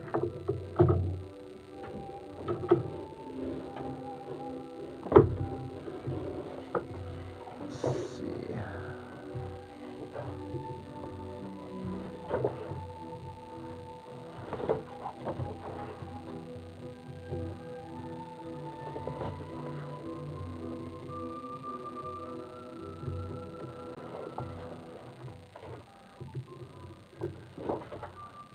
Oh yeah, there's another city shot right there.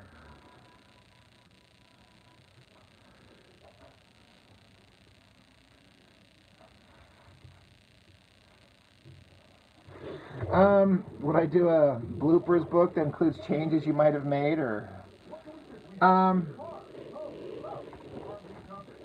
kind of like a director's edition? I've thought about, like, I've had the long-standing idea to take all my He-Man fan comics and print them all up into one massive book, like one giant omnibus edition, and add some things back into it. And that's something that I would consider doing, but that would be extremely expensive, and I don't know who would actually want that, and I don't know. it's thinking about it.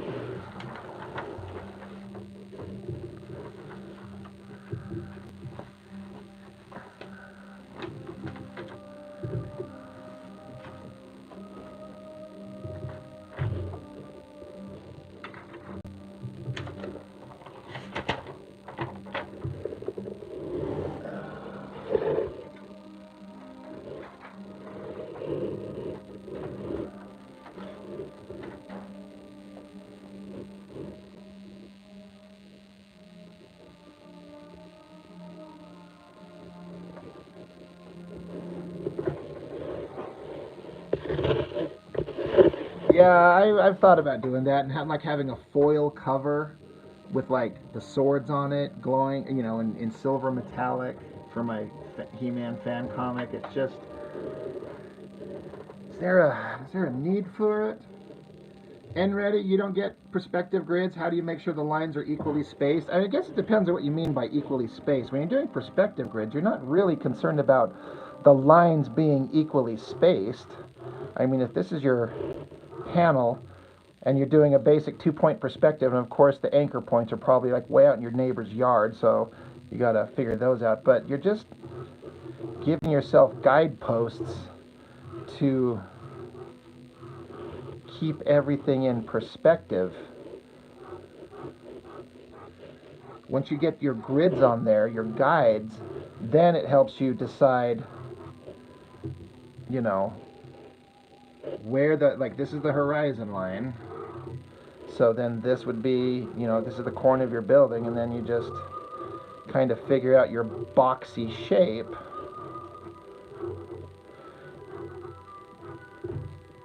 But then the trick is placing windows, and that's kind of a situation of, like, if you have a square and you need to find the center of it, you go corner to corner like that, and that'll give you the dead center of your square, and so then you can divide it evenly. And then now you got another box here, you need to find the center of that, you divide it like that, and you got the dead center of that. It helps you start breaking things down to keep everything in perspective. And it works the same way if you've got your square in perspective. Say it's like this. So you've got a perspective and it's at an angle like that. As long as you connect the corners, then you have a dead center line. And you also know from your perspective grid line or your anchor point, you know that if you want to connect the center, if you want to divide this in perspective square in the middle, you can just run that perspective line right at the joining of the dividers, if that makes sense. And you can just keep doing the same thing down the line. You can figure out where the center of those squares are. I even remember finding out how to find the center of a circle. Like if you've got like a circle. Let me get out my little tool here. If you got a circle and how do you find the dead center of it? You know what I mean? I was like, how do you find the center of a circle? I don't know what actual draftsmen do, but I remember just thinking, if I just take a straight edge and put a square around it, just connecting to the outer edges,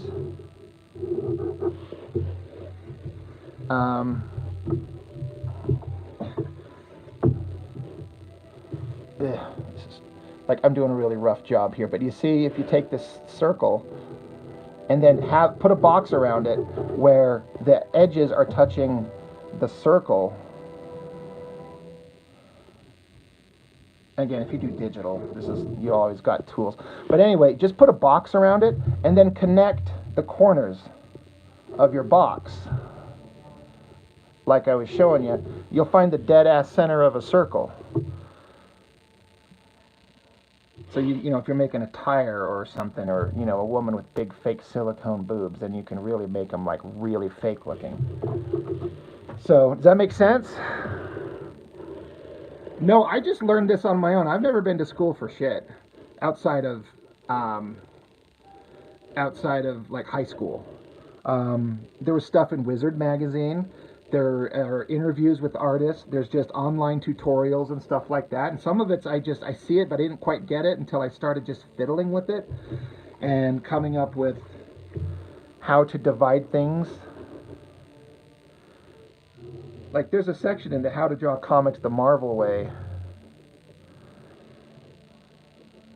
that shows how to like divide a panel in even grids to keep them in perspective. If you have to draw it in perspective going down, and but they need to be divided in equal sections, but in proper perspective. Like the one closer to you is bigger, and the one farthest away is smaller looking.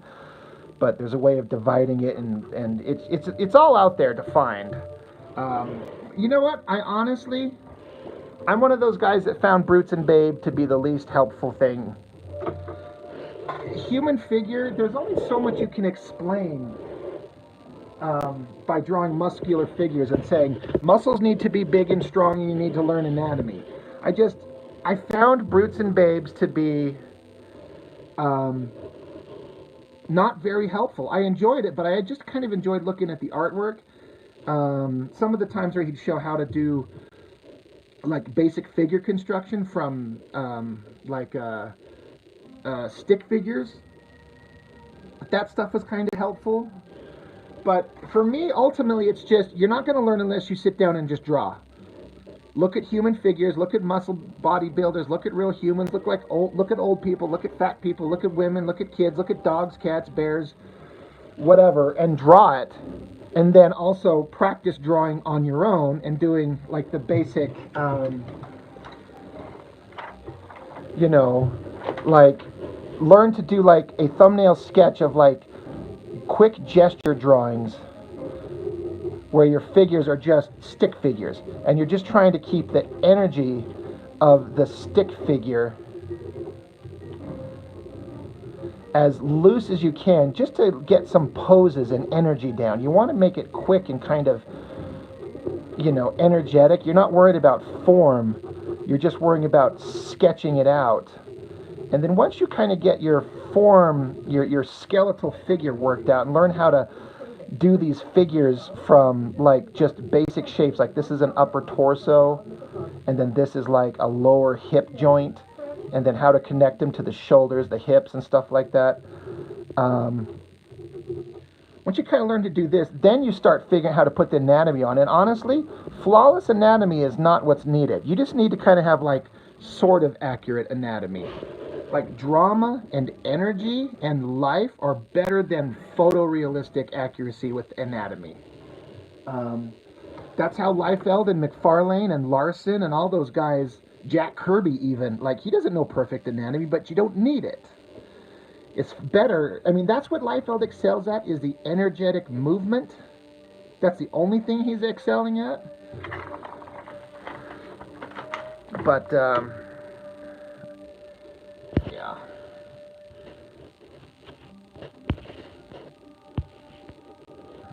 Don't be a stalker. Watch people, but like do it smooth, right?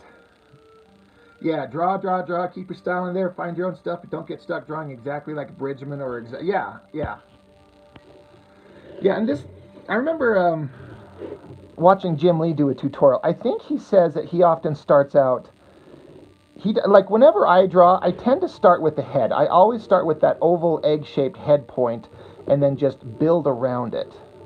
Like the collarbones and then the shoulders, and like if this hand's coming towards us, so there's a big hand up close and this hand going back in the distance. Like this is a body in perspective, and his lower hips or pelvis are down here, and then he's got his leg coming forward, and then this is his leg going back. But I always start with the head. But I feel like I watched Jim Lee, and he starts with like the torso and makes a big kind of like big bulbous shape, kind of like that, and then he'll put the lower body and just kind of getting the most dynamic action from a human figure is built into like the upper torso and the lower part. If you get that kind of dynamic angle going and then build around that, I watched him kind of do that, and I'm like, okay, I see what he's doing.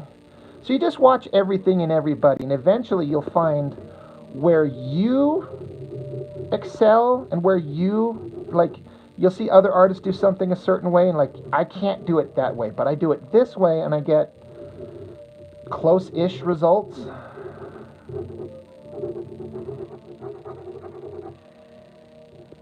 got a dick too, because everything does. Yeah, you start with the body. That's what holds everything. It's the, yeah, you're true. Yeah, right.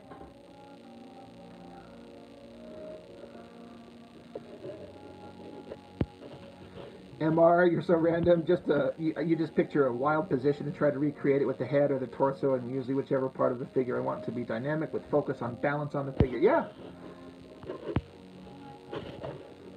Anyway, it kind of makes me like want to do like a video on art instruction type stuff on my channel, but I'm also like, who the fuck am I to teach anybody about anything? I'm just regurgitating shit that I'm still trying to master on my own. So who the hell am I? But, you know, I'm not here, I wouldn't be showing it to people who know how to do it as good as me or better than me. It's to show people something who are maybe at a different skill level that are learning that maybe haven't pieced it together. Yeah, and I'm teaching myself. That's it too. Everything's always instructional. I remember reading interviews of all the old master comic artists saying, like, you have to put pencil on paper every day or something similar, you know, digital or whatever. But even just like, I was the other day I was doing a live stream and I was showing like you see these like cross strokes. This is a Bic pen here. Just sitting down and just flicking the pen and just creating like brush or pen strokes and just something. Put the pen or pencil on paper and just do something. You learn even from just doing random nonsensical just shapes and abstract, just anything. Just do anything.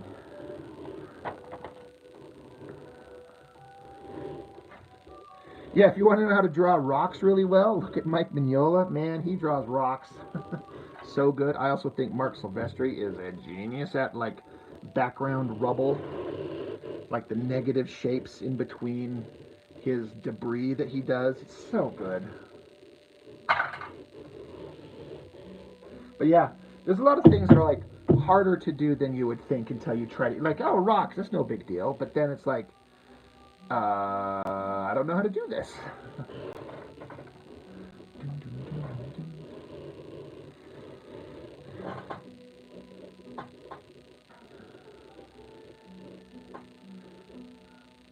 Yeah, backgrounds. That's something that I neglected forever, and is a major weak point. Specific like building backgrounds and proper perspective, and it's so tricky. And then that's where I get kind of jealous of guys who do digital, because all these devices have built into it like perspective tools to put out grids and put everything on a proper plane, and just makes it easier than chuckleheads like me that are like, well, I got a blank piece of paper, I better figure out the panel, and if I'm going to tilt it on the, you know, on the side, then I got to figure out where the anchor points are, and I got to grid out all this shit, and I got to pencil it, and I got to ink it. It fucking sucks. That's why I'm going to place all my comics in a snowstorm, in the forest, or at night, or in a cave, or on the ocean, or in space. Fuck your cities.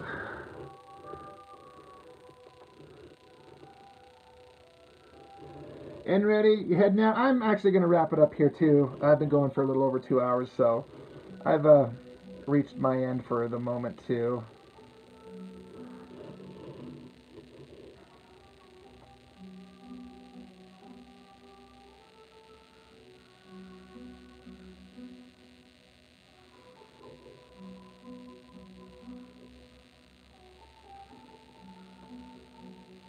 Yeah, Ambar, you look at Travis Charest and you basically take forever on one little corner. I do that too. When you like see one of your favorite artists that does hyper detail, and you're like, look how much effort they put into all this detail and this background and this technology and these gradients with ink lines. It's like, oh my god, it looks so good. I want to do that, but then you realize you're taking forever.